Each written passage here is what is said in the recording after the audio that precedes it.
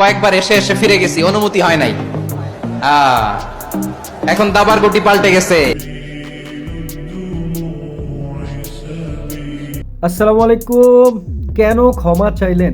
কেন ক্ষমা চাইলেন জনপ্রিয় একজন ইসলামিক স্কলার মিজানুর রহমান আজহারী?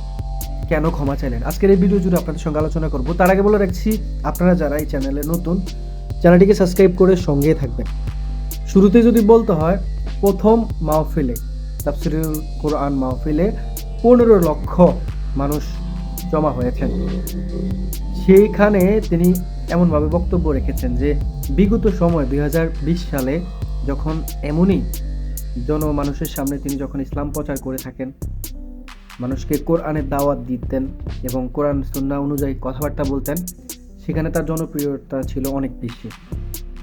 এই প্রসঙ্গেই তিনি আবারও দ্বিতীয়বারের মতো মুখ খুললেন যে আপনারা যেভাবে আমাকে ভালোবাসা দিচ্ছেন, তার ভেরিফাই ফেসবুক পেজ থেকে তিনি যতটুকু প্রকাশ করেছেন পোস্টের মাধ্যমে, যে তার ভেরিফাই ফেসবুক পেজ থেকে যে পোস্টটি করে আপনাদেরকে জানিয়েছেন, সেই সঙ্গে যদি আমি একটু আলোচনা করি, আপনাদেরকে বোঝানোর চেষ্টা করি, যে তিনি বলেছেন যে তিনি ক্ষুদ্র একজন কোরআনের শিক্ষার একজন মানুষ, তো যতটুকু তিনি জানেন অতটুকু আপনাদেরকে বোঝানোর চেষ্টা করেন।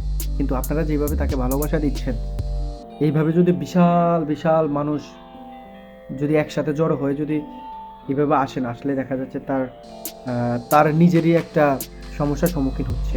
সমস্যা বলতে তার নিরাপত্তার একটা সমস্যা হচ্ছে, তিনি অ্যাক্সিডেন্ট হতে পারে, তার সাথে দুর্ঘটনা ঘটতে পারে, এমনটাই তিনি প্রকাশ করেছেন। তিনি এইভাবেও কিন্তু কথা বলেছেন যে আপনারা আসলে একটু জাস্ট ভালোবাসেন আমাকে, যাক আলহামদুলিল্লাহ, আল্লাহর জন্য আপনারা আমাকে ভালোবাসেন, আমি কোরআনের বাণীটা আপনাদের মাঝে প্রচার করছি, এই জন্য হয়তো আপনারা আমাকে ভালোবাসেন। আরও অনেকেই আছেন, তারাও সুন্দর সুন্দর করে আপনাদের মাঝে ভালোবাসা দিচ্ছে এবং আল্লাহর বাণী প্রচার করছে। তো আপনারা যেভাবে তার উপরে বেশি করতেছেন, এতে করে তিনি বলতেছেন যে তার যে ভবিষ্যতে যে প্রোগ্রামগুলো করার প্ল্যান আছে, ওগুলো হয়তো কমে যেতে পারে। কারণ একটা প্রোগ্রাম করতে গেলে যদি এত সংখ্যা লোক হাজির হয়, জমা হয়, তাহলে সেখান থেকে তার আসলে বলার কি আছে, বলতে পারেন? হ্যাঁ, এটা আসলে ভাগ্যবান বলা যায়। এখানে দোষের কোনো কিছু যে তিনি বলেছে এমনটা না, আপনাদেরকে আসতে বলছে, বারণ করছে, তাও না।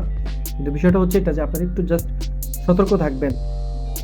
সতর্ক থেকে তার জন্য তার কাজগুলো করতে সহজ করতে পারেন, আপনারাই সহযোগিতা করতে পারেন। কিন্তু আপনারা যেভাবে একদম বেশি বাড়াবাড়ি করছেন, এই জিনিসটা আপনাদের সঙ্গে একটু প্রকাশ করলেন তিনি।